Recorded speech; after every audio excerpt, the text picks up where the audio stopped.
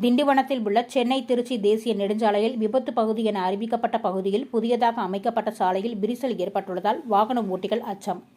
திண்டிவனத்தில் உள்ள சென்னை திருச்சி தேசிய நெடுஞ்சாலையில் தினமும் ஆயிரக்கணக்கான வாகனங்கள் வந்து செல்கின்றது. இந்த நிலையில் இந்த சாலையானது கடந்த 1 மாதத்திற்கு முன்பாக புதியதாக அமைக்க தொடங்கி தற்பொழுது முடிவடைந்துள்ளது.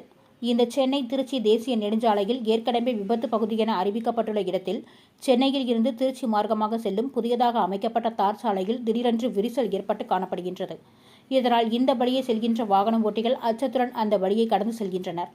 இதனால் விபத்து ஏற்பட்டு உயிர் பலி ஏற்படும் அவல நிலையும் ஏற்பட்டுள்ளது. அரசால் கோடிக்கணக்கில் நிதி ஒதுக்கி புதியதாக சென்னை திருச்சி தேசிய நெடுஞ்சாலையில் அமைக்கப்பட்ட புதிய தார் சாலையில் திடீர் விரிசல் ஏற்பட்டு வாகன ஓட்டிகள் அச்சத்துடன் கலந்து செல்வதால் தமிழக அரசு மற்றும் துறை சார்ந்த அதிகாரிகள் உரிய நடவடிக்கை எடுக்க வேண்டும் என்று இங்குள்ள சமூக ஆர்வலர்கள் மற்றும் பொதுமக்கள் கோரிக்கை விடுத்து வருகின்றனர்.